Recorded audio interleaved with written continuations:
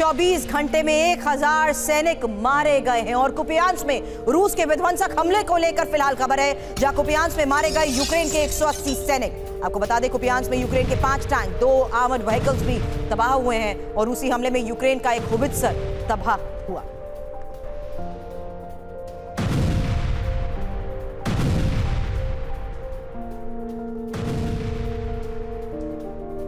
रूसी हमलों से दहला यूक्रेन का लिमन पर रूस का आर्टिलरी से हमला। रूसी हमले में मारे गए 180 यूक्रेनी सैनिक और हमले में यूक्रेन के 2 टैंक और एक होवित्जर भी तबाह हुआ।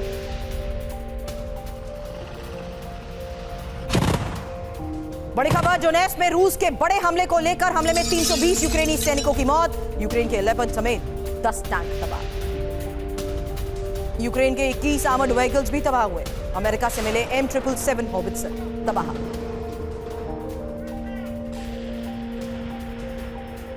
खबरें एक साथ आपके सामने, जहां देखिए किस तरीके से यूक्रेन के 5 टैंक और 2 आर्मर्ड व्हीकल्स को तबाह कर दिया गया और रूसी हमले में मारे गए सैनिकों को लेकर भी बड़े दावे किए जा रहे हैं। हालांकि यूक्रेन के 21 आर्मर्ड व्हीकल्स,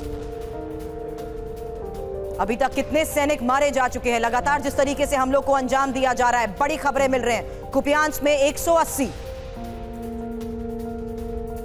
लेमन में भी 180 सैनिकों की मौत को लेकर, जबकि डोनेट्स्क में 320 यूक्रेनी सैनिकों की मौत को लेकर। सिन्हा सर, ये बड़ी खबर सामने आई है क्योंकि अब जिस तरीके से हमलों को अंजाम दिया जा रहा है, जाहिर सी बात है उन तमाम फोर्सेस को ही मिटाने की कोशिश के तहत एक और बड़ा कदम।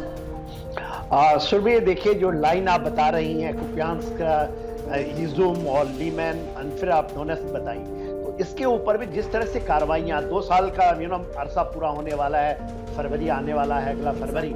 तो इसमें आप देखिए जो कुपियांस के ऊपर में जो रशिया ने किया है, जो वेस्टर्न बैटल ग्रुप है उसका, और उसके ऊपर में वो आपको पड़ता है ईस्ट ऑफ खार्किव। और खार्किव में आपने बताया कि कितना विध्वंस, पहले आपने बताया था कितना विध्वंस हुआ है। तो देखिए ये जो लाइन है, और हम अभी आप देखिए विंटर खत्म होने वाला है, जब ऑटम आएगा तो ऐसा माना जा रहा है कि शायद रशिया का जैसे ही इलेक्शन खत्म होगा तो एक बड़ा ऑफेंसिव लॉन्च होगा, यदि उनके दोनों के बीच में बातचीत नहीं होती है। तो वेस्ट बहुत ट्राई कर रहा है कि यूक्रेन किसी तरह इस जो सीज फायर समझौता की बात मान ले। ये अंडरग्राउंड चल रहा है बात, मगर ये पूरा बैटल जोन है जो कि जिसको आप कहते हैं ना पुतिन की जो डिफेंस लाइन है, कुपियांस से लेकर के आपने डोनेट्स्क बताया और फिर ज़पोरिज़िया की तरफ जब आता है तो ये पूरा स्टेबलाइज हो चुका है रशिया के फेवर में। और यदि ये इन्होंने फिर से ऑफेंसिव किया, ऑटम में यदि लॉन्च करते हैं तो बहुत बड़ी ऑफेंसिव खार्किव की तरफ, ज़पोरिज़िया की तरफ जाने की उम्मीद है, जिसके अंदर में यदि ये नीचे फर्दर जाते हैं तो कहीं ओडेसा की तरफ न जाए। तो ये चीजें, परिस्थितियां बन रही हैं इन फेवर ऑफ रशिया। बिल्कुल, लेकिन अभी डोनेट्स्क में जिस तरीके से हमलों को अंजाम दिया गया, यूक्रेन के 180 सैनिकों की मौत को लेकर दावा किया गया, वहीं साउथ डोनेट्स्क में रूस के पलटवार को लेकर भी खबर आई है। साउथ डोनेट्स्क में मारे गए 120 यूक्रेनी सैनिक। साउथ डोनेट्स्क में 2 यूक्रेनी आर्टिलरी तबाह हो चुकी हैं और साउथ डोनेट्स्क में ही 1 यूक्रेनी होवित्जर को भी तबाह करने का दावा किया गया। और अब ज़पोरिज़िया के रोबोटिन में रूस की बमबारी को लेकर खबर आई, जहां यूक्रेन के 3 सैन्य ब्रिगेड पर रूस का हमला।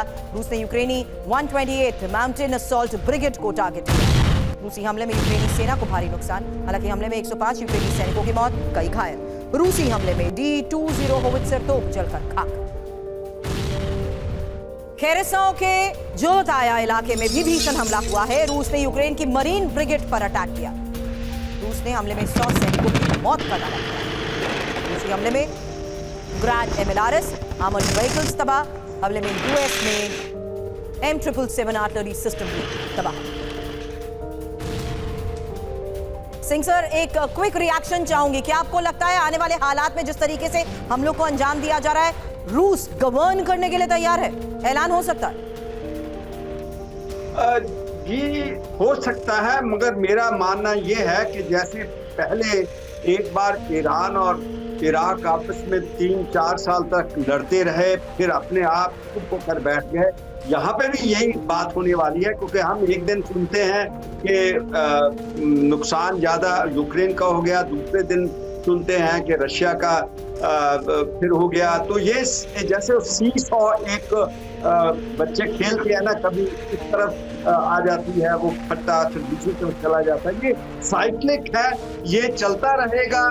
मेरे हिसाब से मौसम आएंगे, ऑटम आएगा, स्प्रिंग आएगा, विंटर आएगा, और ये चलते चलते एक सिर्फ समय इसे बंद करेगा। ये दोनों देश को आपस में लड़ते रहे, का कल्चर है, एक दूसरे को समझते हैं। यही लोग हैं जो कि